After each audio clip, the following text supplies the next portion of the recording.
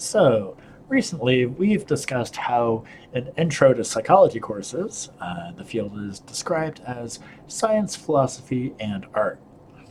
We've discussed psychology as an art with qualitative research and experiencing people's stories as a method of collecting data. We've discussed psychology as a philosophy and how it engages in the bigger questions about what is the mind and consciousness, even after we collect the data. Now we'll address how psychology is a science. This would be part three, because sometimes people don't get an accurate perception or representation about the education involved with I don't know, psychology education or even the jobs within the career. Uh, I'm going to start with the example of a military fighter pilot. That's completely normal and valid, especially with the kind of training I've had. Uh, Now, a military fighter pilot obviously needs to know a lot of things about physics, communication, and law, especially they're military officers. All that's very much in play. But if we take those out of it, the physics of aircraft, the communication involved with all the, I guess, like if you've heard commercial pilots talk, and there's certainly a lot of jargon and shorthand, just making sure that the airspace is safe, and that definitely applies to military too.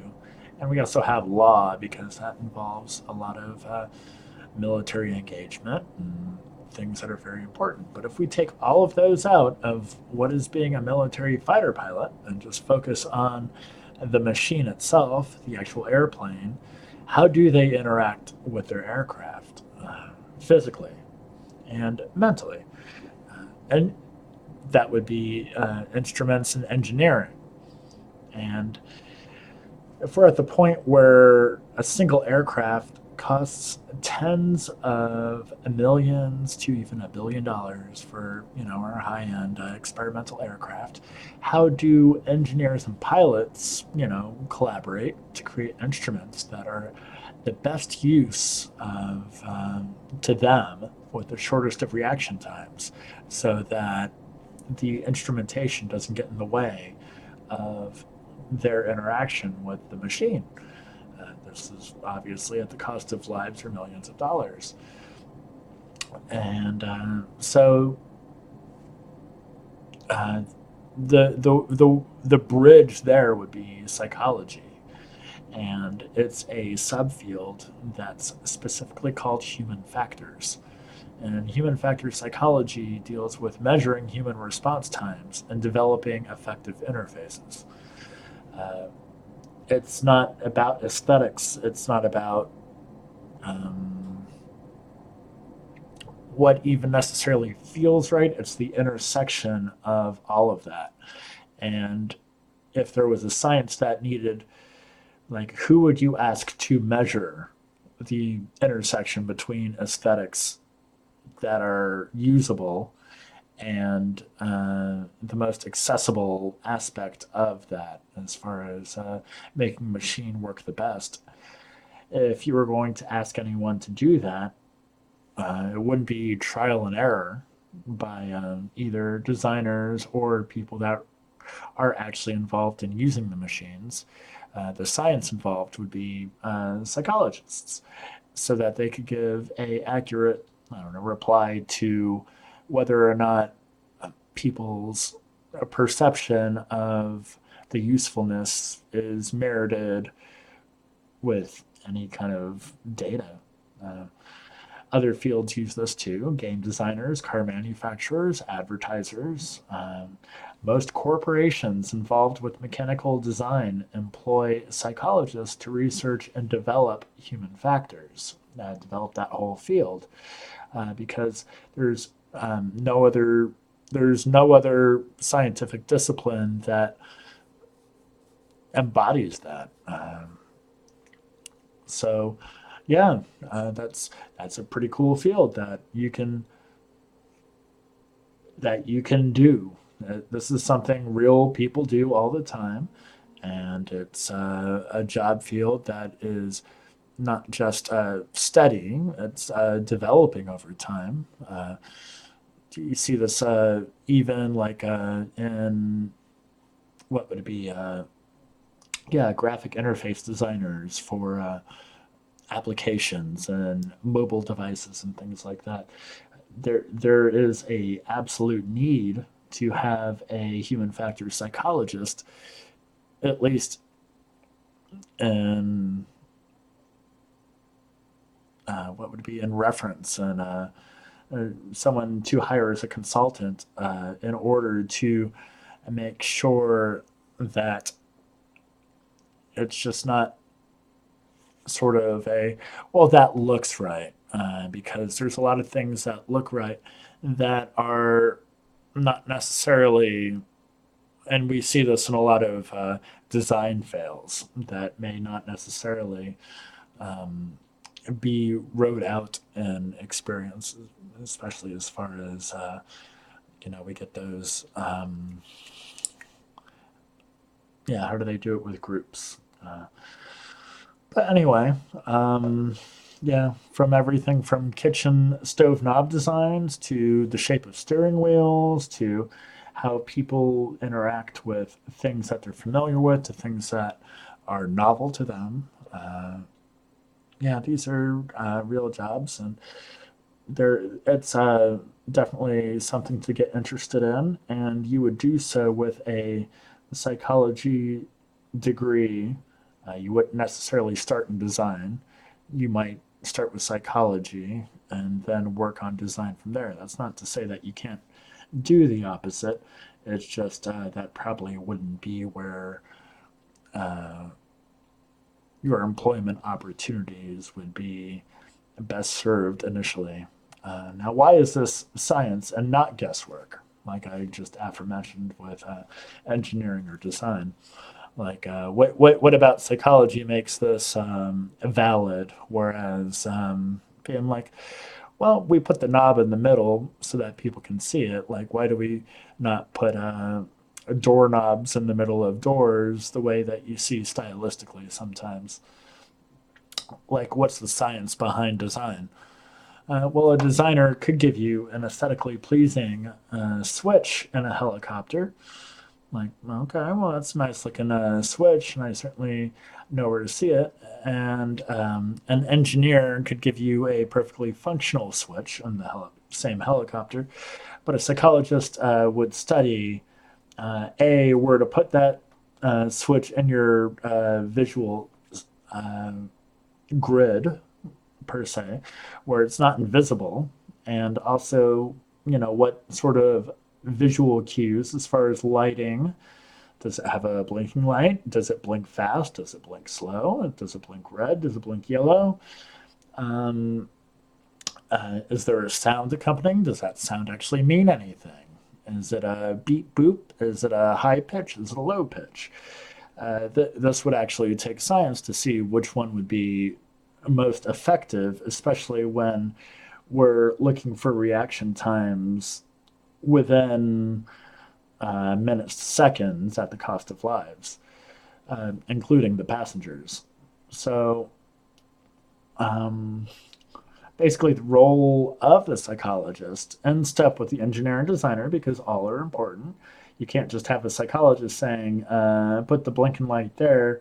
It has to go along with everything else and be functional a way where people want to engage with it and actually be useful. It can't just be some kind of uh, like made up device that I don't know. The engineering behind it is like, well, you'd have to twist your arm sideways to be able to access it properly. Like engineers and whether or not this the placement interferes with other instruments and stuff like that. This is why it's like multidimensional. But anyway, yeah, the point being is that the role of the psychologist is to make the object itself, the switch and the aircraft, the doodob, whatever, to make accessing it as thoughtless and invisible as possible, so that the reaction time that we're going for is erased as much as we can. So that's the important part, is reducing reaction time. You'll see that in most psychology studies revolving or involving human factors, and especially like I have an example here. Frontiers in Human Neuroscience. We have a basic study about simple reaction time. And that doesn't mean it's a simple study. This is an incredibly long one that would take about an hour and a half to actually get through, especially doing any kind of background. Now, why is psychology a science? Hard sciences rely on a lot of math. Psychology is statistics, and it's statistically based. And statistics are math, pretty much to the point that you want to engage in it. You can get away with a little bit less education and mathematical statistics. I probably wouldn't advise it. Famously, and especially in your bachelor's, there's like college math, 2 levels of college statistics, and then you have the notorious research methods courses that are all about, how to construct standard deviations and bell curves and things like that, based on algorithms, or not just algorithms, but yeah, it would definitely be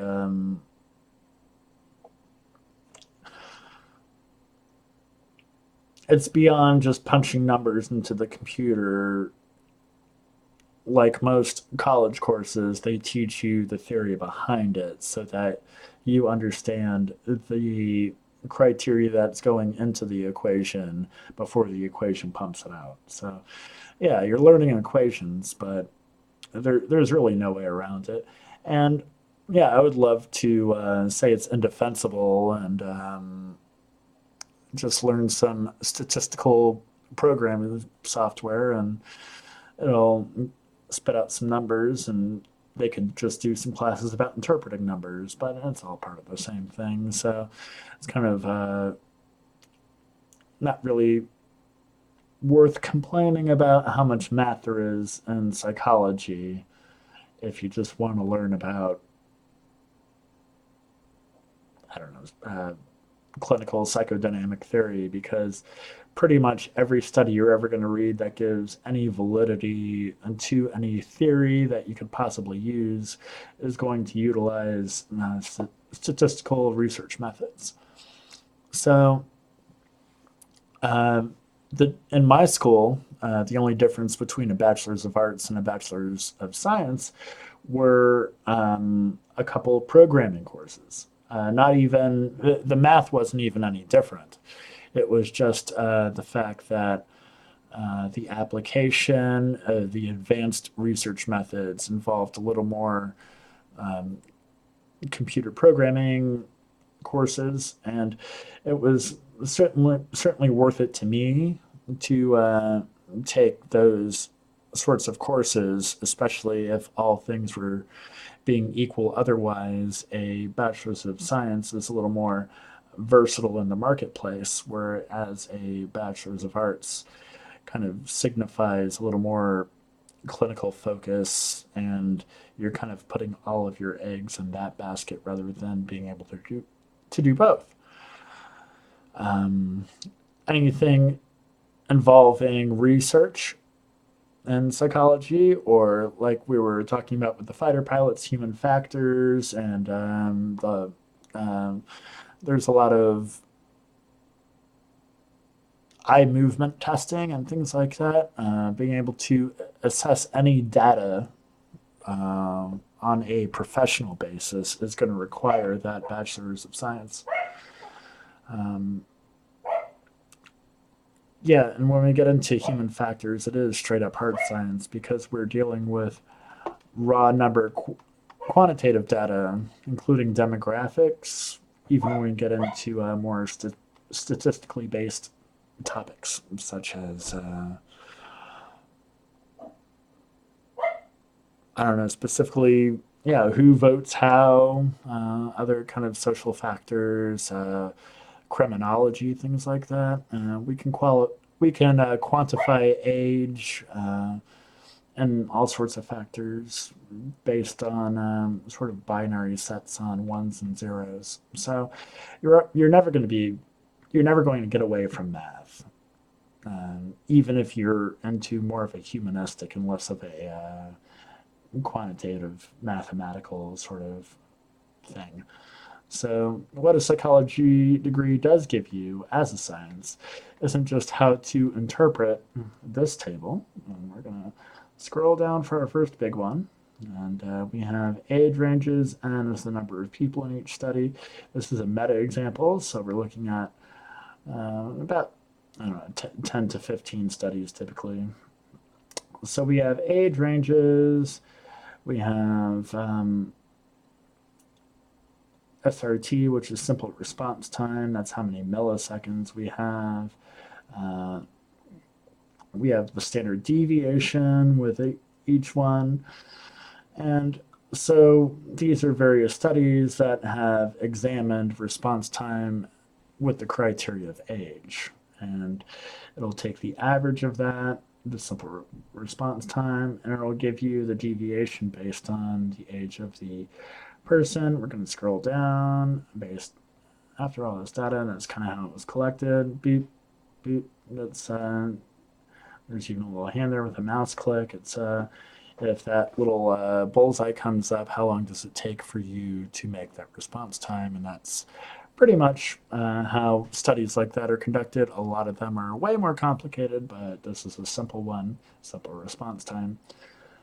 And when we look at charts like this would be the scatter chart. And when you're taking lower level courses, scatter charts may have 10 different individuals in their sample. This would have several hundred.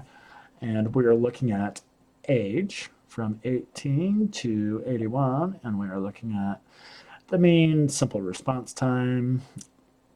This is a best fit line. That line doesn't mean anything other than the statistics drew it themselves based on how do we get from point, this axis to the end.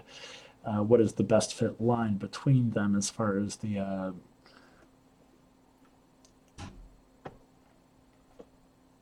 density of the responses.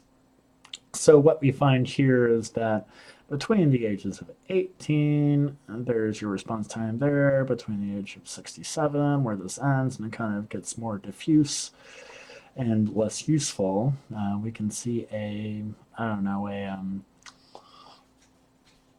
what's the math on? That would be a tenth. So we see a 200th difference between the young and old. And that's not necessarily that important. It does demonstrate a difference. And it kind of depends on, it's not 2/10 of a second, it's 2/100ths of a second. It depends on whether or not that's useful for whatever you're measuring. For automobile accidents, we look at distraction reaction times and being up to the level of 4 whole seconds sometimes, as far as when people are looking at cell phones. So if we're looking at reaction times, it's like, what is this? What does this demonstrate? That's not really a question for the science. That's a question for the interpretation. So we're not just looking at a bunch of gobbledygook. We have the best fit line with reaction time and age. But the difference is effectively meaningless depending on your context. This is useful information for scientists and engineers, but we're going to look at a third table in this to see what the data really shows us. Got more tables. I'm going to link this in the description just so you can go over it. Not that you're going to, sort of parse through it in any sort of meaningful way, because we can just go to the results The most important part about a bachelor's of science degree is being able to verify the validity of the how the data was collected, the interpretation of it, whether or not the interpretation is actual based on data and not just made up off the top of people's heads. Um, this is not the standard reaction time. This is the standard detection time. So what we see here is a perfect line, which is really weird to do in science, that between 80 and 67, the same age range, going up to 81, where it becomes less useful, that standard detection is exactly the same, is that people's perception doesn't change as they get older. Um, you can still detect a change in the object or when the object appears. It just takes you longer to click on it. Probably there's some mobility things happening there. Maybe it takes longer for your brain to send the signal down due to the way nerve function declines. So it's super interesting that the sort of perceptive eye to brain, how we study that, is pretty flat. Uh, Not just pretty flat, it's perfectly flat, no matter the age. I mean, we have individual factors, but the best fit line is the same. And then, the reaction time is what changes. So um, the interesting part about having um, science backing up anything is being able to have a conversation about what that means with data included. So we're not just parroting a meme that that older people are bad drivers because they don't see things quickly. Uh, you may be able to make an argument that reaction times are a little slower, but any argument that there's a lapse in detection time is demonstrably false. So the reaction time matters only to the point where we can make accommodations for older people that may support them having full engagement, especially with things like driving and sports and things like that. We don't need to um, push them off. I don't know, to the pasture because we think that not only are they slow, but they're stupid too, and that they just don't get it. And yeah, we don't use this. We don't use the word stupid, and it would be incredibly, based on this data, it would be incredibly, I don't know, incorrect, and it wouldn't serve any purpose to view older individuals as having any kind of cognitive decline. Uh, Maybe we don't move so fast when we get older. I'm I'm in the middle range right here between your standard traditional college student and someone at this end of the line here, and I don't move as fast as I used to. So I would be along that line there. Now, at what point would you make policy to say that I can no longer function? That would be a question for policy. But it's great to have some data backing up the fact that um, as we get older, our standard detection time doesn't change one bit. But perhaps some extra help on, I don't know, helping us access the right button in the helicopter or self-driving car or whatever like that is going to make that a half hundredth of a second difference and keep us participating in society, which benefits everyone.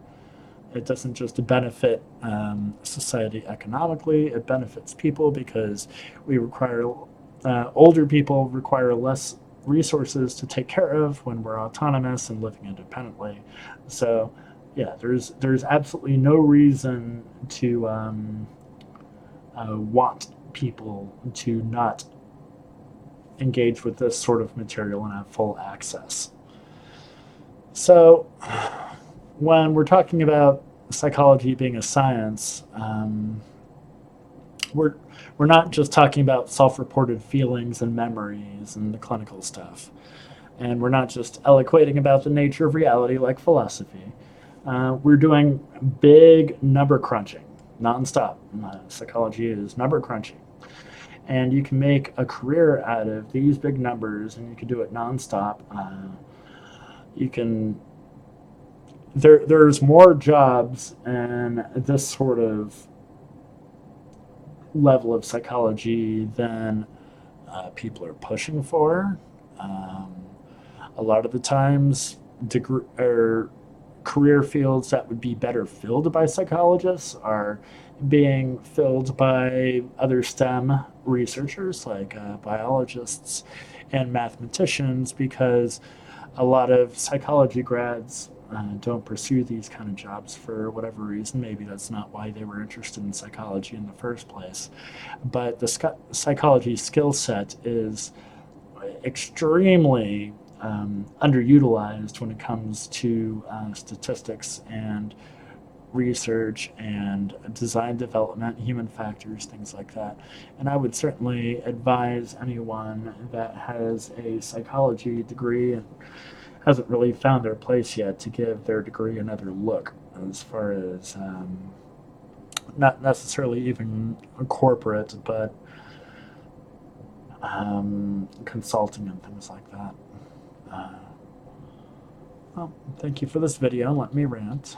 As far as where I'm going with, my career, I'm more of a meta researcher, and that definitely includes the kind of study that we just reviewed today, where it took 10 to 12 different um, quantitative ones, and so my focus would be to look at something like that and to try and evaluate a best fit line and try and interpret some sort of useful conclusion out of that. I like standing on the shoulders of 40 years of modern research as it pertains to pressing issues of our time.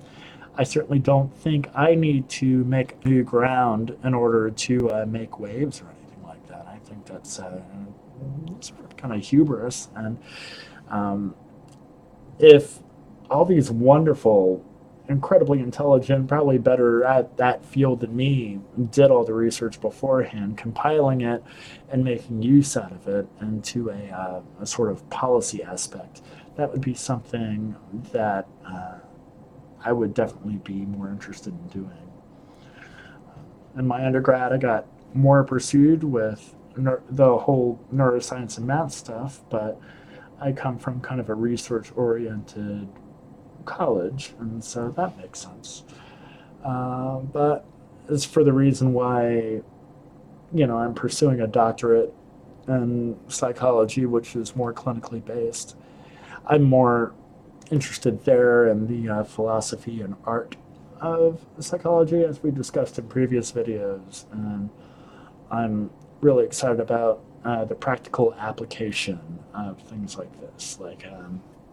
So we've demonstrated that with this meta research that we're citing here, that standard detection time has zero fall off statistically, but standard reaction time does. So what does that say about policy and aging, and how can we best serve our aging population that's not going anywhere? They're only growing, and so it's very important to have data-based discussions about what people's capabilities are and what should we do to best support people so that they can have independent living and make great lives for themselves and release the burden on not just our social systems but their communities and children as well.